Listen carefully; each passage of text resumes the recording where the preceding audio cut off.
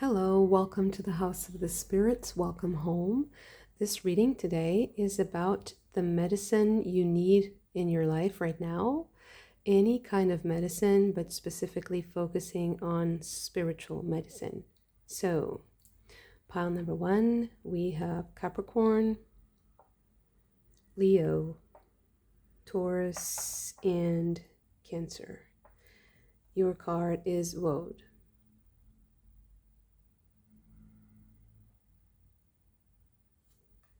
For pile number 2, we have Aquarius, Gemini, Aries, and Pisces. Your card is Ivy.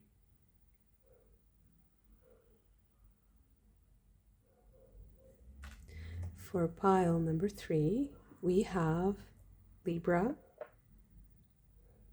Scorpio, Virgo, and Sagittarius. Your card is the Cuckoo Pint.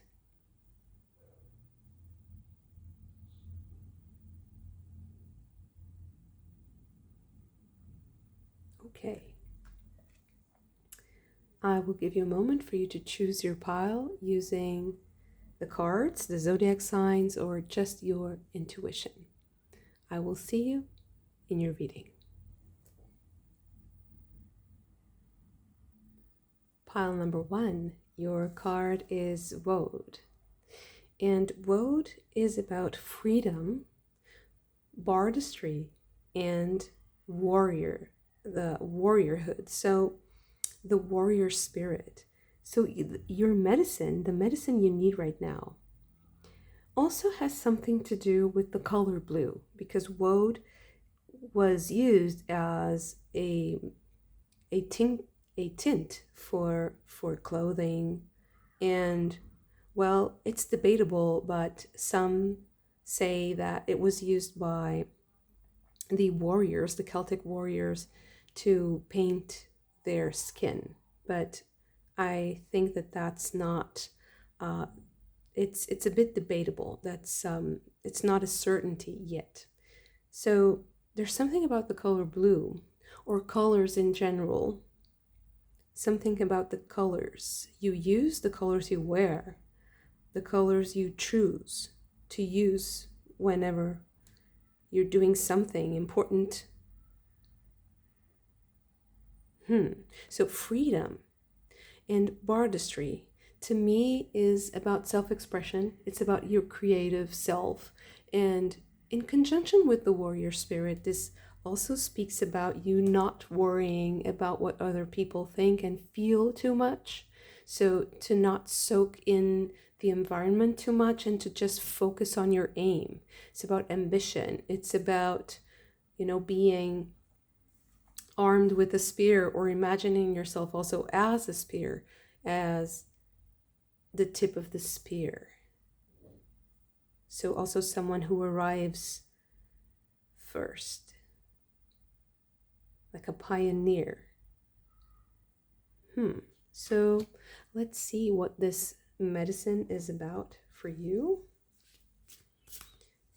What is this medicine that you need right now in your life? Okay, I feel like these wanted to come out, so I guess I will get you a rune before I start with the cards. Okay, this one.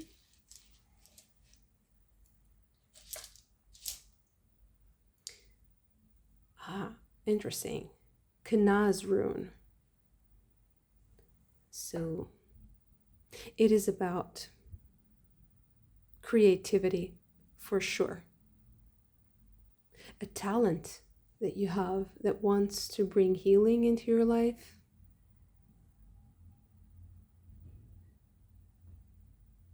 This is about will, having a calling, a mission, being inspired to do something.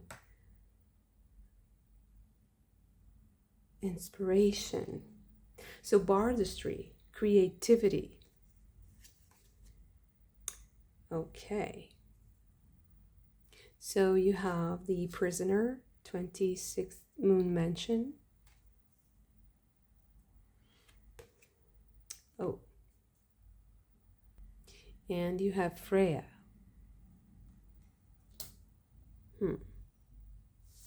Okay, so then we have the waning gibbous moon, decreasing in fire fruit stage with the word trust.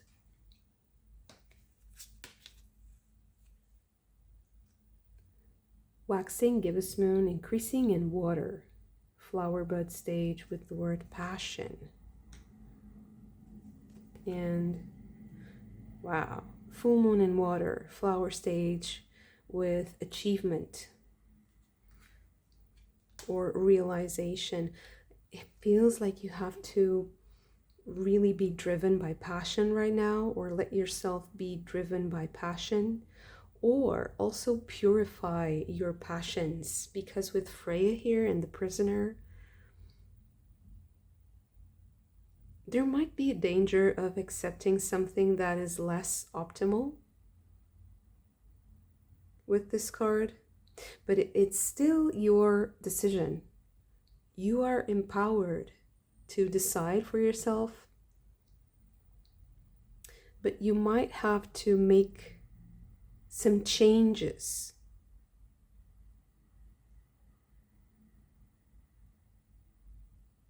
And I even feel like those changes are about trust.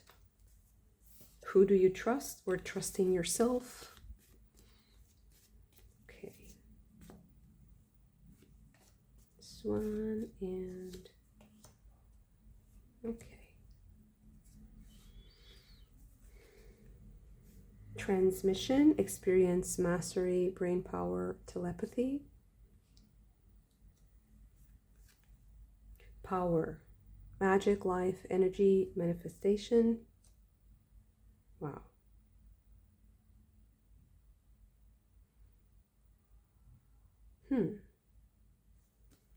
And then you have love, childlike innocence, play, honesty, essence.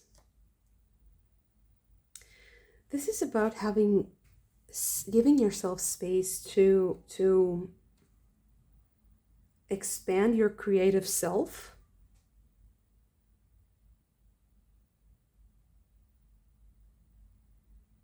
I feel like this boxed in person is maybe too stifled. You know, there's some kind of encroaching patterns, routines, the mundane or in the daily life, the pressures of life, the pressures of others. There's something that is leaving you with a little space to breathe, to expand, to... So I almost see like it's the same person trying to get up. So you see she's really compressed in that space, or almost like a contortionist, like a, you know, that kind of like freak show, very, very awkwardly flexible person that really changes their shape so that they can fit into really tight spaces. And then we have Freya that is getting up, trying to get up. It's not yet the full, you know, position, the liberated, the free, not yet free, but emerging from some kind of boxed in claustrophobic situation. And trying to find creativity.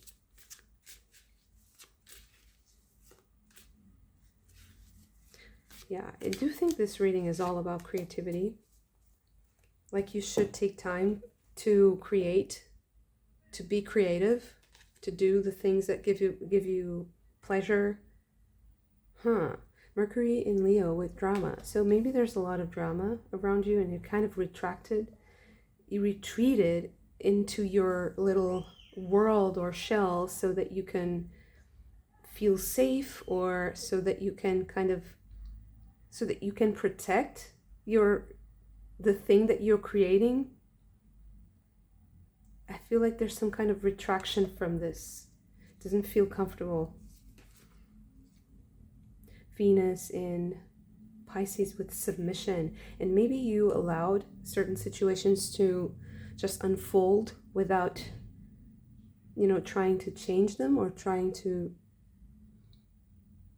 turn them into something more positive to yourself because you didn't want that drama.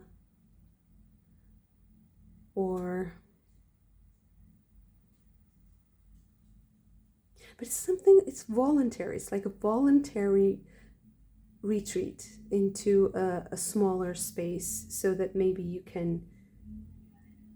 can trust again. That's right. So that you can trust other people again. Okay, now I understand. Saturn in Taurus with ostentation and Moon in Scorpio with power and passion. This is wow. So it feels like you're maybe also repressing a lot of unused, let's say, creative energy. So that's important. That's really important here. So you have to trust the outside world again so that those creative juices get flowing again. There is this innocence that needs to be retrieved so that you can play, so that you can experiment and play without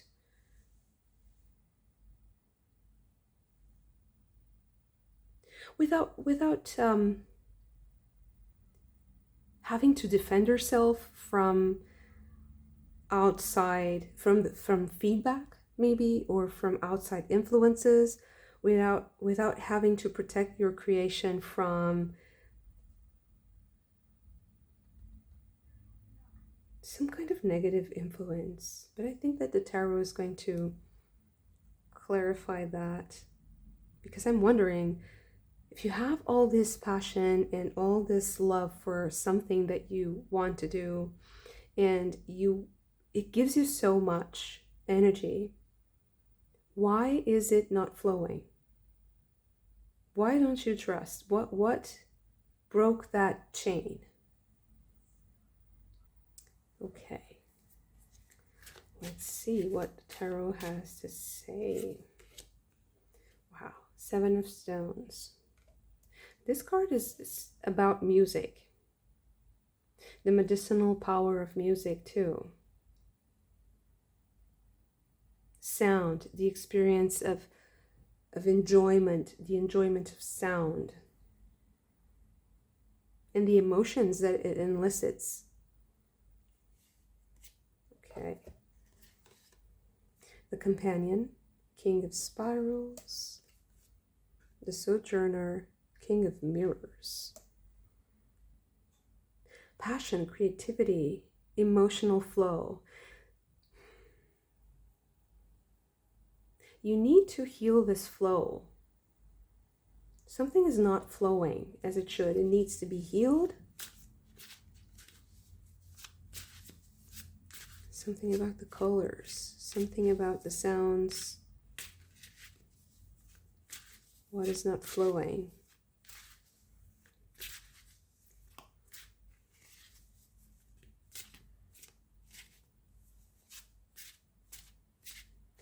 I saw something like in a lake or in a river. There's something about a body of water that's maybe significant to you and that maybe you should visit or experience or watch or connect with, even taste if it is a medicinal water.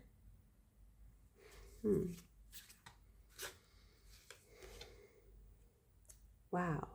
Ariadne with Death card. This is a Death card in this deck.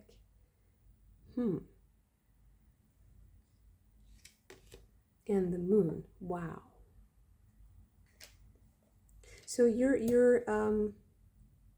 this medicine that you need is going to help you experience some kind of deep healing and transformation in your subconscious, on the subconscious level. So that's why you need something like music or water, because it seems to me like non-verbal. To me, this drama is now sounding like people talking, like talking, or writing, and like reading emails, reading texts, reading, WhatsApp messages, whatever the messaging app that you use. So it's like this relentless barrage of noise, and it made you retreat. You are trying to come back to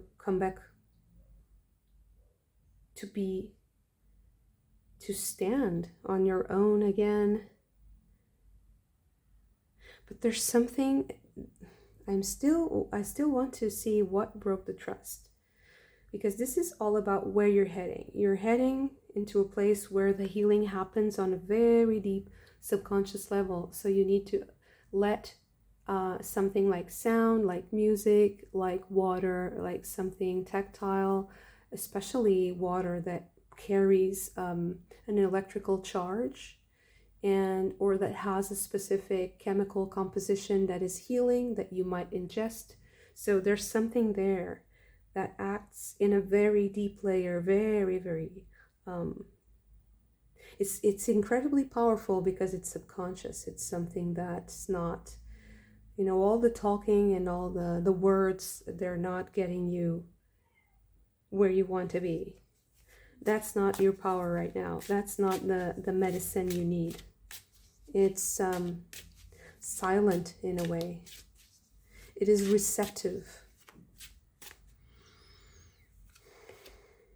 Two of Stones. Merlin. The Hero. This is the Fool.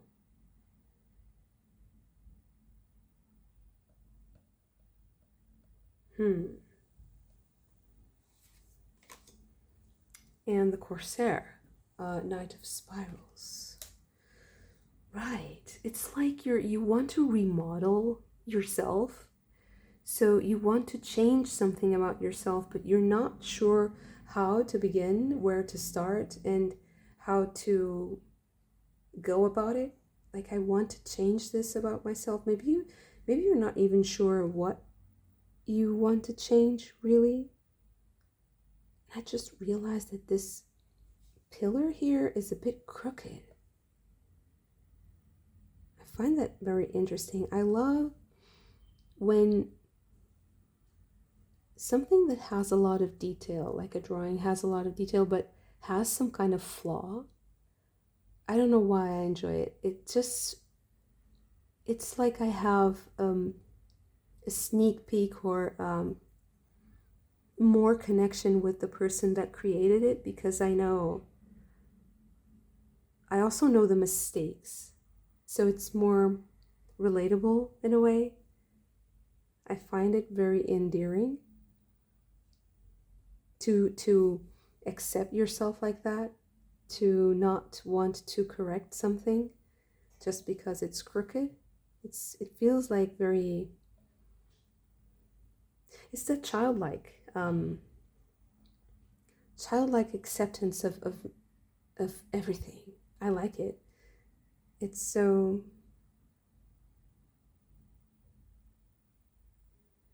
innocent and pure. And I feel like this is also talking about yourself. So there's something that you want to retrieve about yourself that has those characteristics: honesty, the acceptance, the full acceptance. And the hero, the fool, has complete faith in creation, in God.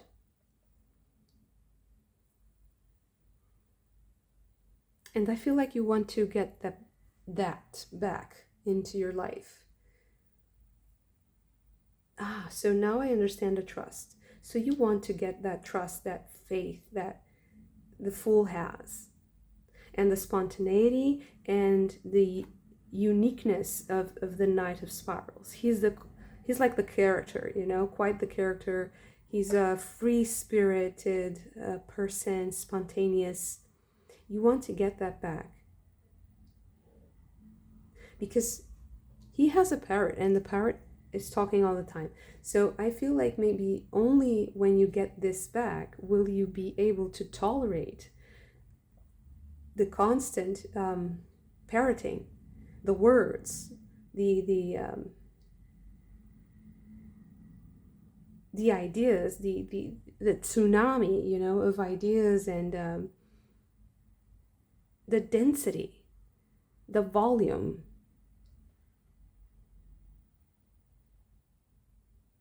And when I see the two stones, I get this, like, I'm not sure. It's like I'm making a movement forward, but I'm not yet sure. So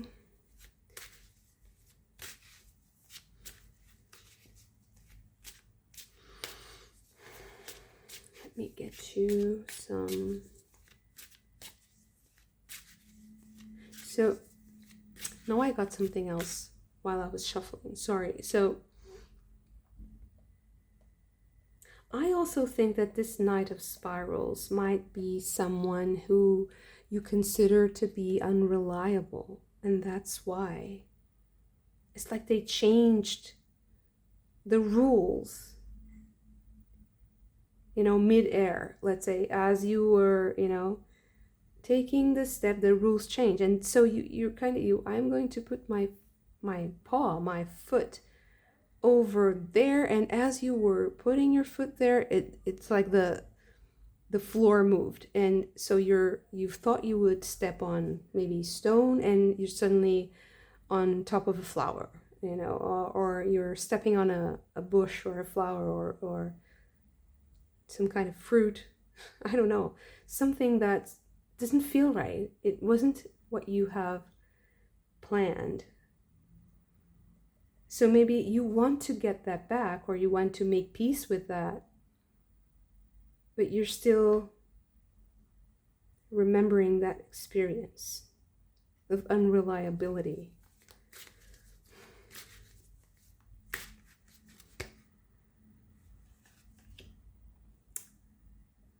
Psyche or psyche, the world.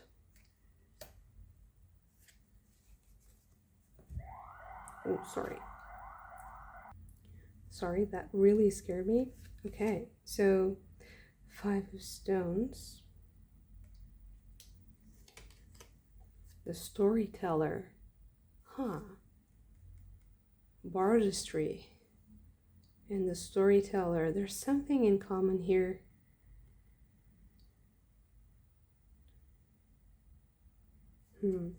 And the Ace of Scrolls.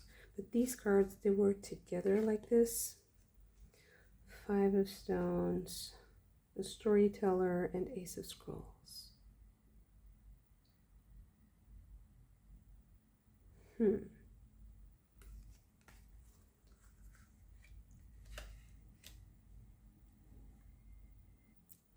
This feels like an opportunity to rewrite a story.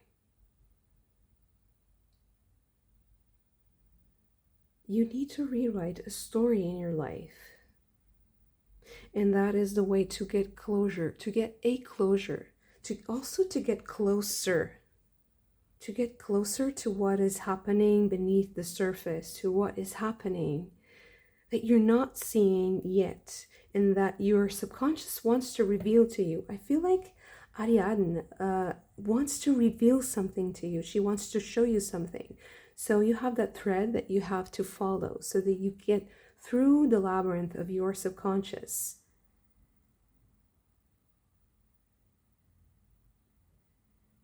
So telling a story, telling your story, writing it down, but for yourself, for now. Retelling a part of your life. The part of your life where you lost trust in the other, and you lost trust in life. Wherever you lost trust, in life, in God, in God's protection. You have to rewrite that story. And I feel like this kind of sense of urgency here also, because you have now you have power to do that. Now you have some kind of fuel. You have access to some kind of fuel. I don't know why it is. Maybe it's because of the time of the year. Maybe it's because of the environment, the context that you're in right now. There's something around you that is arranging itself to give you power to do this.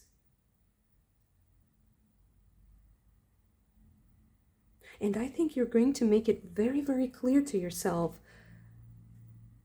You'll also understand a lot of what has happened lately for you and why things weren't moving. What was hidden? What weren't you seeing? You weren't seeing it. Why you weren't seeing it? It's like you're going to get a lot of knowledge and a lot of wisdom because of this retelling. You're going to understand so much about life, about people, about the nature of reality, about the divine design, the design of God, about God's design for your life. And I feel like you're going to feel free from something that was really boxing you in. It was preventing you from getting up, from evolving, from growing up too. It was keeping you maybe even dependent. Because this submission here is willing. It's like you willingly abdicated your power. It's like, I don't want to show my power because someone is coming with the drama and they're going to eat it all up. They're going, I'm not protected. I'm not divinely guided in this. I am not, blessed. I am vulnerable because everything is changing around me, and as soon as I put my foot out, everything changes, and people trick me and they just do what they want. They don't care about me, they care about themselves. And I think that you need to get a bit of that energy also for you. Like they do what they want to do, but you also have the right to do what you want to do. And there's something that you're reclaiming there. Because you retell a story. It's a story of where you lost your confidence and your trust in the divine, not just in yourself, but in life, in what happens around you. Maybe you got a bit cynical, a bit, jaded and skeptical about people's intentions, about, the nature of. It's like someone shares something with you and you're like, okay, why are you sharing this with me? Is there some kind of hidden, trick, hidden agenda? There's some kind of suspicion. And I think that because of that, you have also become dependent on, or overly dependent on, other people's energy. And maybe that's also why the drama around you, it's really overwhelming, because you're too focused on other people's energy and on being safe. But retelling the story gives you the confidence that you need, and also in the knowledge, and maybe even some kind of basis, like written basis for a new story that you're going to tell. I feel like this is also great reading for writers, musicians, anything creative. So especially writing and music, because there's some kind of a block that's you need to overcome, and this is your medicine. Your medicine is coming, and God is working for you and guiding you, giving you the information that's already inside of you. It's emerging naturally and easily. But then you have to use it as inspiration and fuel to write a new story. Okay, beautiful. Thank you so much for this. If you also enjoyed it, don't forget to hit the like button and subscribe to the channel if you haven't already. I hope to see you again very soon. Bye. Pile number 2, your card is Ivy. And this card is about prophecy, about feeling the interconnectedness of things, and also of transcending your own limits, like the limits of your personality, your preferences. So there's something about some kind of prophetic wisdom that is coming to you, and I feel like it comes from a very unlikely situation or place or person. Okay, so right, we have the Ingwas rune, and this rune is about fertility.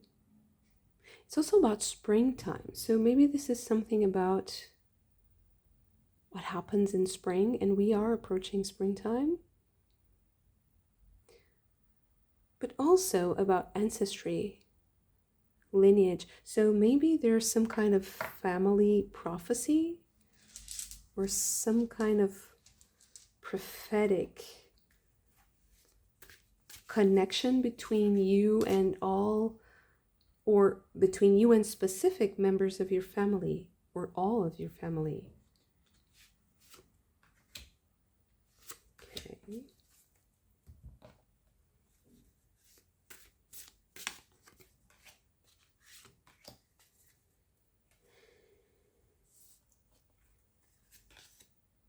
So we have Hecate, the dual 21st moon mansion, and the fall 12th moon mansion.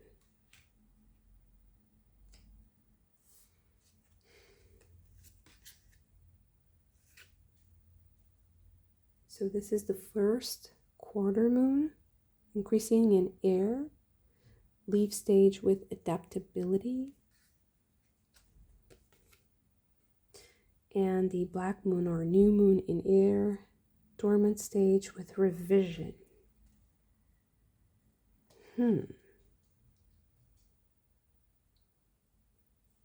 So it feels to me like you're dealing with some kind of conflict with someone. There's some kind of challenge posed by someone else, and it feels like you have to maybe ground yourself in the present for a moment and review all that led to the present situation, because there were signs. And I feel like if you revise your steps, if you rewind a bit, you will see that there were already clues about what was going to happen, maybe even prophecies. There's some kind of warning in the past, maybe a lesson there for you to consider, and I feel like you have to bring it to the present moment, because maybe you have to start again, like you have to reconsider and start from the beginning with a new presence, a new sense of presence. I feel like there's also some kind of connection to the mother line in your family. Maybe this has something to do with your mother or the mother energy. We have Venus in Pisces with submission. Yeah, so Mars in Cancer with quarrel. So you're quarreling with someone. Jupiter in Virgo, patience.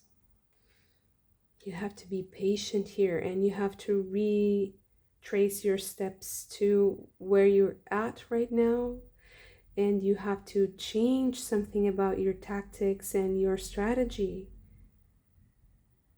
But I feel like you have to be fully present and maybe even in silence to free yourself from this. You have to start again. And birth can also mean the beginning of something. So try to see what happened in the beginning. The blank card. Origins. Lost, trial and error, warrior spirit, survival. The origin of something.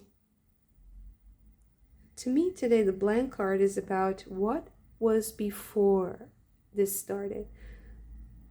Is there something you need to fill? Like you need to fill that gap. There was something before this started, and it's like you think it came out of nowhere, but it didn't. It came from something. And if you trace your steps back, you see where it came from.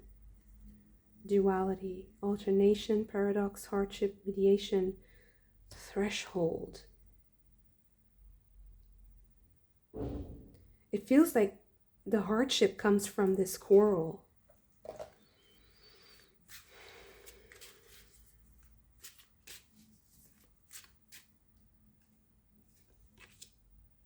Five of Stones. Some kind of loss. Lost access to resources, to a person.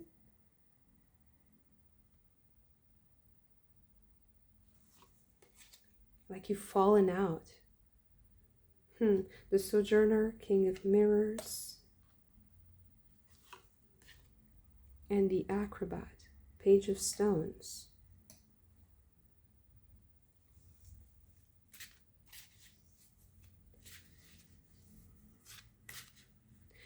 This can also mean that you have to reinvent yourself a bit so that you can fight the fight, so that you can face this challenge, but with patience. There's some kind of reinvention that needs to happen. For that to happen, you go back to the beginning. You go back to the source, because there were signs, and if you trace your steps, you see the signs, and you can adapt. That's how you adapt.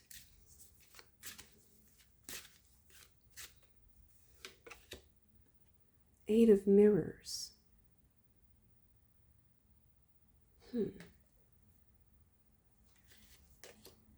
And Seven of Mirrors. Wow. It seems like there's some kind of end to an illusion.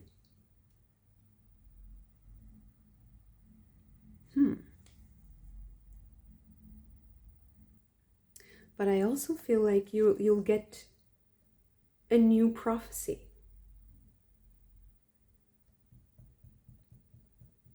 And the patience that you earn, that you gather after tracing your steps back and going to the beginning of this challenge, this quarrel, this duel, why it started, how it started, what was before, right before, what was happening just before. After you do that, you get a new prophecy. You get a new path. You get to walk a new path.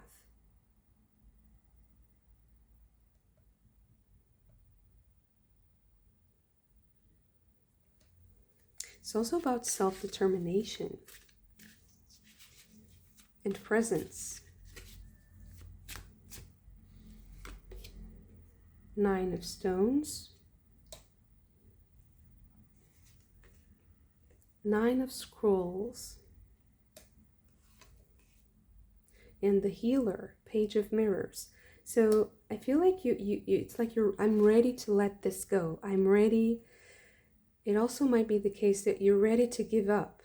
It's like I'm ready to give up. I just want to leave. But it's like, wait a minute, just wait 1 second, just one more little detail. That's what I'm getting here with the Page of Mirrors. Just one more little detail before you go. Before you choose to go a different path. Bella Rosa, the Devil, Two of Mirrors, and Herne the Hunter with the Chariot.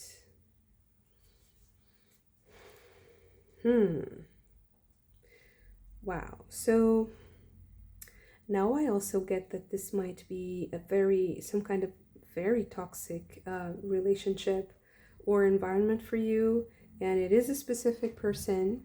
It's something that hurts you because it's like, I'm supposed to love this person. I want to love that person. I want them to meet me here, but I don't think it's possible. And I also feel like you being involved with this is just extending your suffering. It's just, yeah. I feel like, yeah, the medicine for you is to get a new prophecy, get a new vision for your life just before you let go of this toxicity. So don't leave before you get that little pearl of wisdom, because if you do, it seems like you lose too much, and it's not fair, and maybe you will, because of that, you will relive that in your life in different ways, or you will reenact it somehow, or you won't be able to truly leave there. It's like there's some kind of habit that's going to linger because of that, and I feel like you deserve more. You deserve to have a clean slate. You deserve a clean slate, but in order to have that, there's this one little thing, this one last pearl of wisdom that you have to take with you.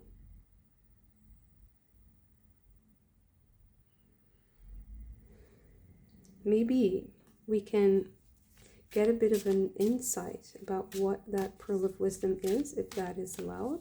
Let's see.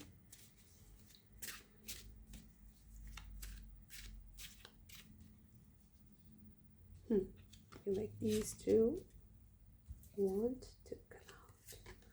So you have the Two of Scrolls and the Six of Mirrors. And I saw something very specific. It's like this person has something, it might be a possession or a memory that is yours. And I feel like they're ready to steal it, not exactly steal it, but just distort it to make it their own. And you are supposed to make that right before you leave, or else some kind of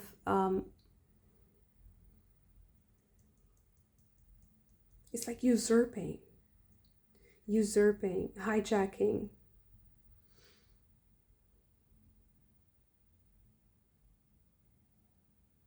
Or it's almost like some kind of reflection, mirroring, or duplication. I feel like that person is going to play some, like a mind game with a memory. They're going to distort a memory, and maybe tell that story to other people, but it's actually your story, something like that. Or it's something that you shared, and then they're going to say only they have the merit, only they were present, they were the only ones present, when actually you were also there.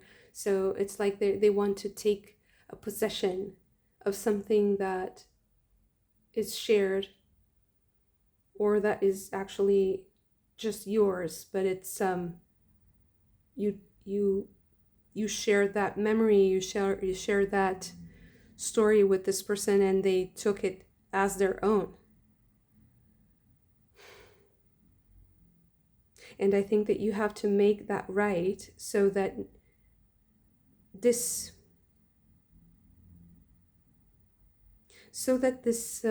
distortion, mirroring, or duplication, that's a lie, because it is a lie, so that the lie doesn't spread, so that it doesn't grow into the next phase, because you're already ready to leave. That's what I'm feeling like. I'm just done with this. I have, more than enough, and I have to leave this situation or this person. But the medicine here is to leave whole, to leave completely,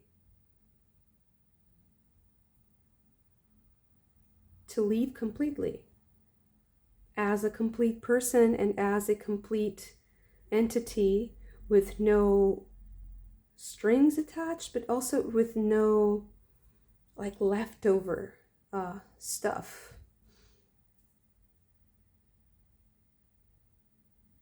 So it seems like in the end there's kind of this paradox where you kind of have to go through in order to get out.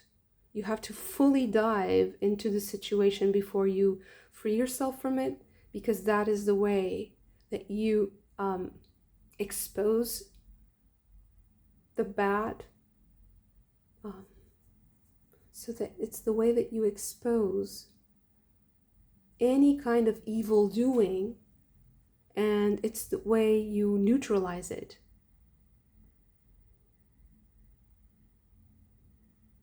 It can feel like a bit of rebellious attitude. Like I don't care what anybody thinks about what I'm doing. I'm doing something that most people will find contradictory, but it's actually freeing you from a very antagonistic connection. That's what I'm sensing. And I don't know if this person has something against you in particular, or if it's just what you represent for them. It's just they can't tolerate it. They can't. You're in the position to be much more patient than this person. I feel like you're in the position to be much more grounded and present.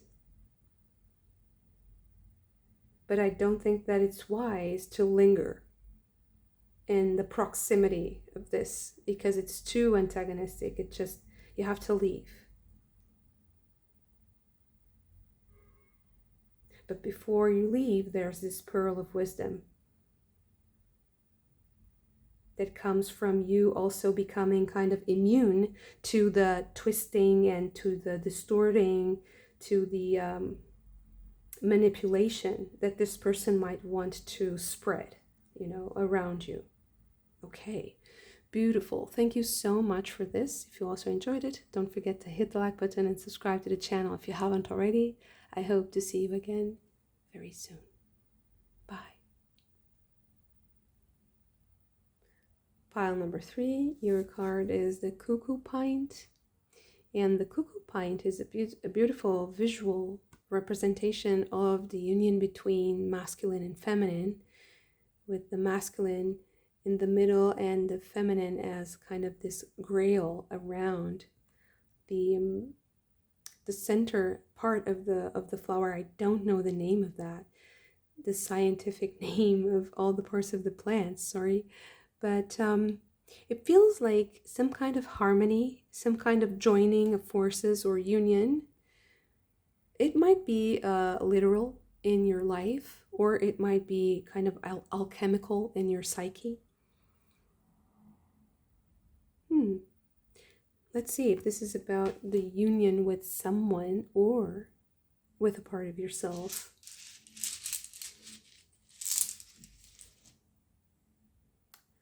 Okay, so we have the Ansuz rune, which is about messages, getting signs and messages. I was also drawn to the little bird on the card. Let me see if I can find out a little bit more about it.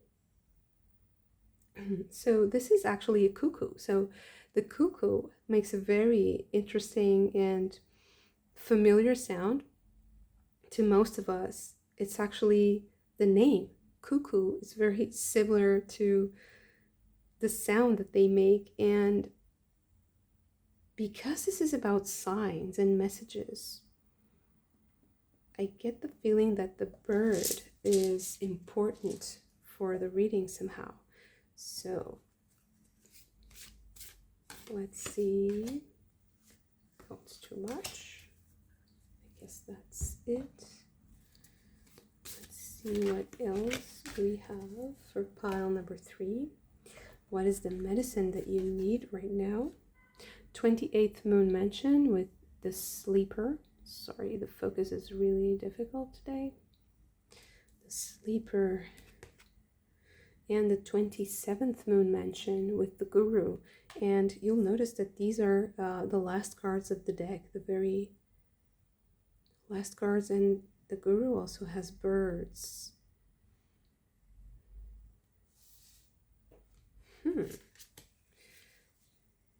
So this is the waning crescent moon, decreasing in air, seed stage with yielding.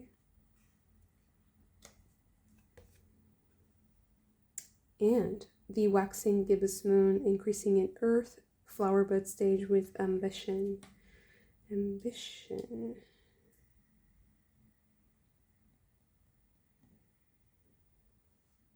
I feel like it's balance between these two, right? They seem like very different stages, actually opposite stages, maybe opposite people, and there's going to be some kind of harmony.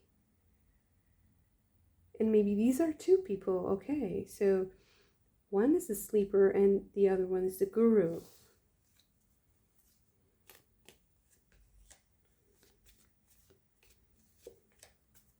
So what does this mean? We have armor, amplification, shield, honor, ceremony. Okay. Visions, synchronicities, confirmation, and exploration. I feel like this is some kind of spiritual union and transmission, experience, mastery, brain power, telepathy. I feel like some of you are a part of some kind of spiritual group. I feel like some kind of togetherness or partnership with someone who is also on the same spiritual path as I am, and there's something protecting our relationship, but it's not necessarily a romantic relationship or a work relationship. It seems like just a presence, just like this partnership that enables you to protect each other.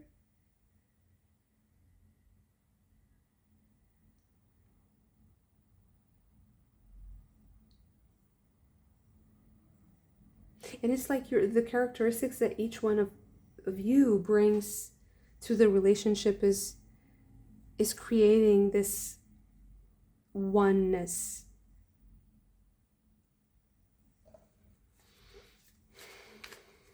It's like you're connected and you don't even need to speak with each other, that you know what each of you is thinking. You know what's happening. Jupiter in Capricorn with control. Venus in Gemini with flattery. Jupiter in Virgo with patience. Moon in Aquarius with independence. And Saturn in Aries with risk.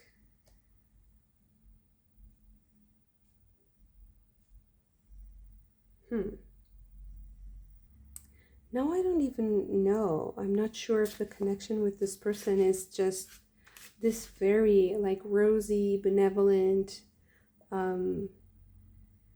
energy. Actually, there's some kind of denial of reality. It's like this dream world, this dream state, and I feel like you're going to get some kind of message because of this connection in your life, but not specifically from the person. I was thinking that this is about some kind of integration and harmony in yourself. Of course, that's always mirrored in reality somehow. So this person is going to show you something about yourself, and I think that you have to get that message. It's like I have to risk relating to this person, although it feels like something is not quite, I wouldn't say it's shady, it's just, it's not very comfortable. It's not completely, you're not completely at ease with this person. Maybe they can also be in some kind of authority. They can be an authority figure, and maybe it is an authority figure that's in a spiritual group, in a spiritual practice. Maybe you consider them more advanced than you in a certain way. But I feel like you're going to be enveloped in some kind of alternate reality, and that connection with this person, that's going to be almost telepathic and very powerful, because I feel like this person has an amazing aura. Let's say they carry a lot of energy with them. They have this presence that's really powerful, and I think that there's something there for you. So you might also have that in yourself as a potential, or visibly, like you do have that, and now you see that in another person. There's something you reject about that. It's like I don't want to go there, but it feels like you do have to be at least in the presence of that person, of that person, so that you get the message. The message is the medicine. Four of Mirrors. Yeah, so it's something that you don't see about yourself. Something that you might discard even. Two of Mirrors. Maybe it's something that makes relating that makes relationships confusing, or too absorbing. Like they take away your independence. It's like you risk your independence. Maybe you have some kind of commitment. You don't like the commitment, and this person is really showing that to you also. Four of Spirals. You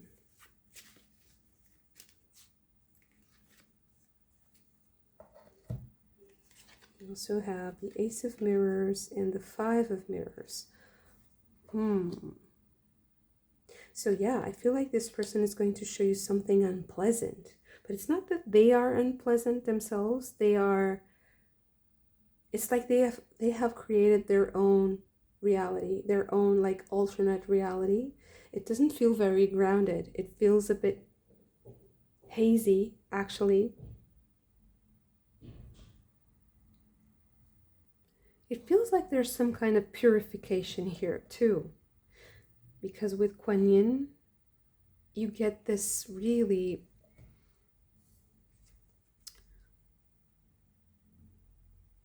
it's like embracing the negative and the positive, embracing everyone.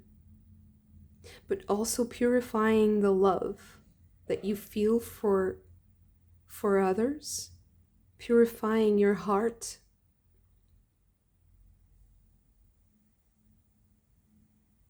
It is a way of loving that has no attachment. And it says in the guidebook that the Kuan Yin's earliest statues were androgynous. So they had both feminine and masculine, and you also have the feminine and masculine here. So I guess that each one of you represents the feminine and masculine very, how do I say this? Like polarized. Very polarized versions of the feminine and masculine energy. So one is the yielding and more patient, let's say, and the other is ambitious and controlling, maybe. So there's a spark there.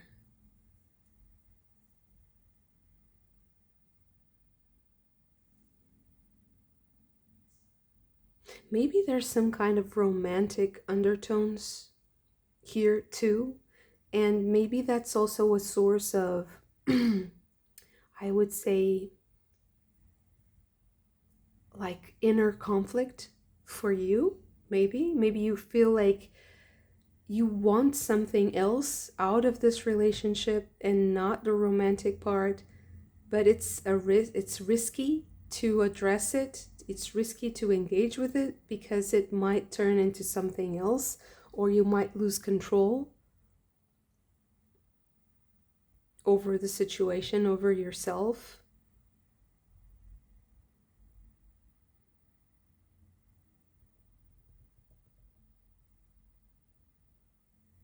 Or you might feel like the other person also can lose control. They can lose something because of it. I don't know. What I do know is that this relationship has some kind of medicine for you. And it helps you integrate parts of yourself. It's the yin yang, masculine, feminine symbolism in this reading is really powerful. We have the healer, Page of Mirrors, the Sojourner, King of Mirrors, wow. And LP, the Star. Wow, there's a lot of romanticizing and idealism too. It's possibly romantic, yeah, for some of you. But if not, it might also be that that there's a danger of over romanticizing a figure of authority or a relationship, the possibilities that it brings, but it can be very, I would say, seductive, like a very seductive proposal or suggestion in your life. It seems like it has a special appeal because the polarities are there. So there's a lot of tension in this relationship.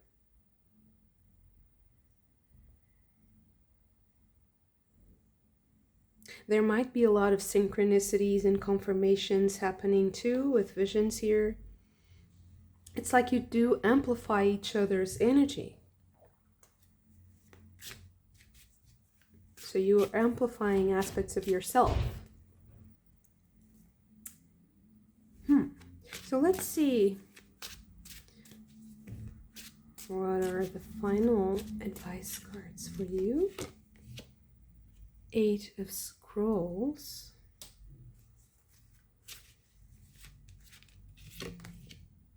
Maat with Justice.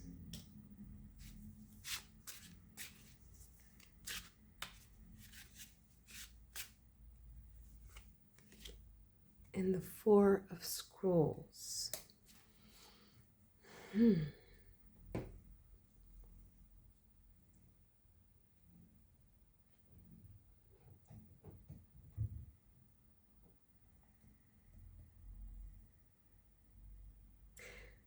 Now this is strange. because it seems like we're back at the beginning with the sleeper. She's also asleep. Something similar. The energy is very, very similar to me.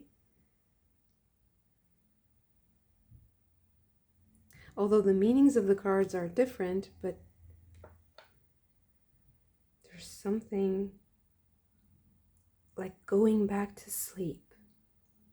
Go back to sleep. Was it just a dream?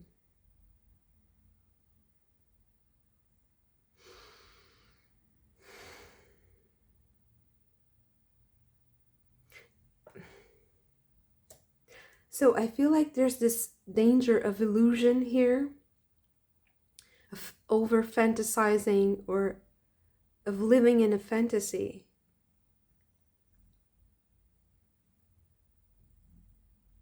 And it's a contradiction that I see here, because it's like something is revealed, you see the truth. With justice here, there's this revelation, this explanation of what is happening. But then it's like, go back to sleep. Just don't worry about it. This is what's really happening. Go back to sleep. Don't worry about it.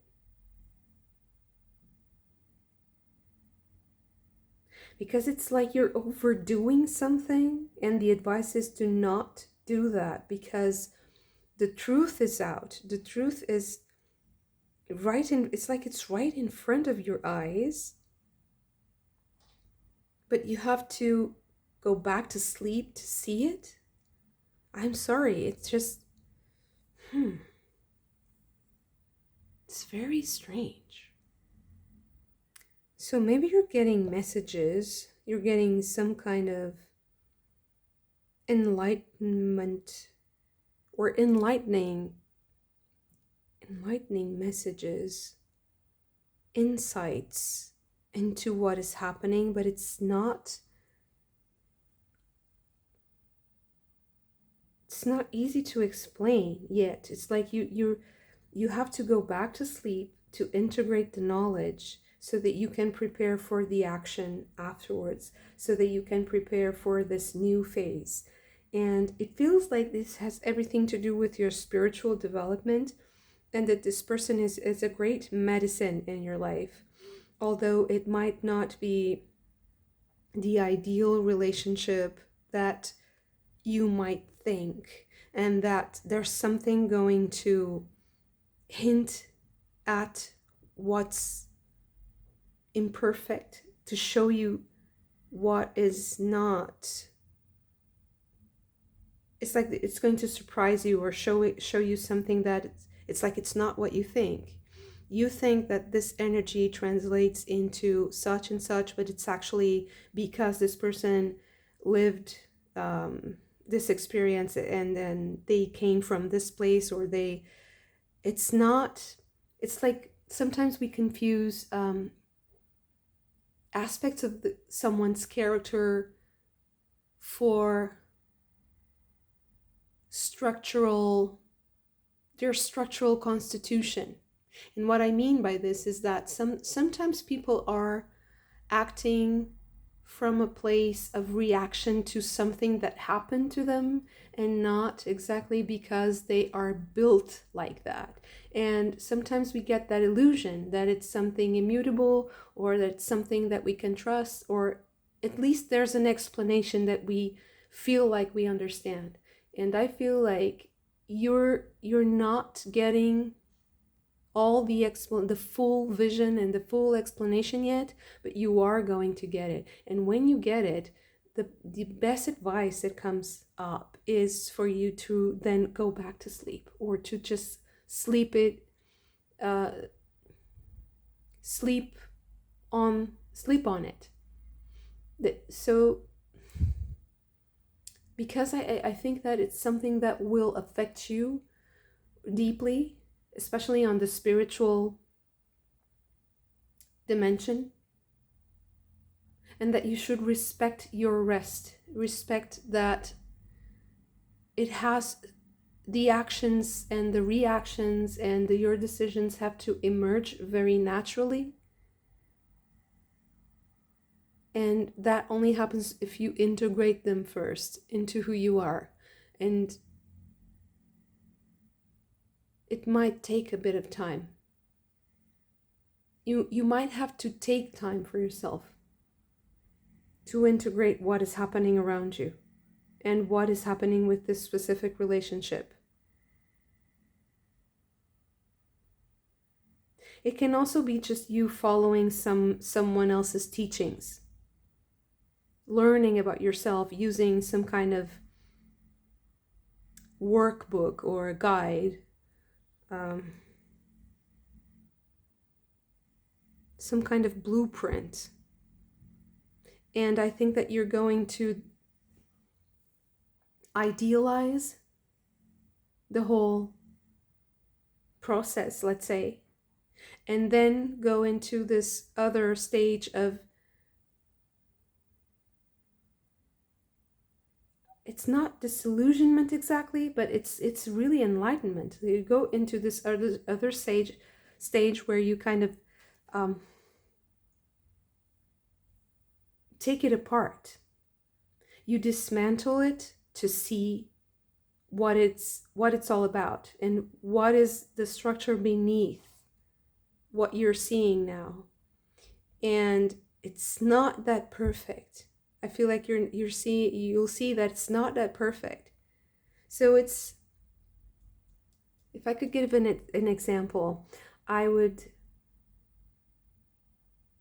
consider that as much as perfect as it may seem, the teaching of someone, like a book that they wrote, and you think, wow, what an amazing reality, how beautiful the world would be if everyone was like that or was able to see the world like that. But then you read, for instance, the biography of that person, and you see how imperfect they were and what people were saying about them that lived with them in proximity, the close, family and relationships. And then you get this other vision of that person, this other perspective that really shakes you a bit. And then you have to go back to sleep a bit and integrate, because there's something, it affects you. It helps you integrate aspects of yourself, but it also makes you a bit sad.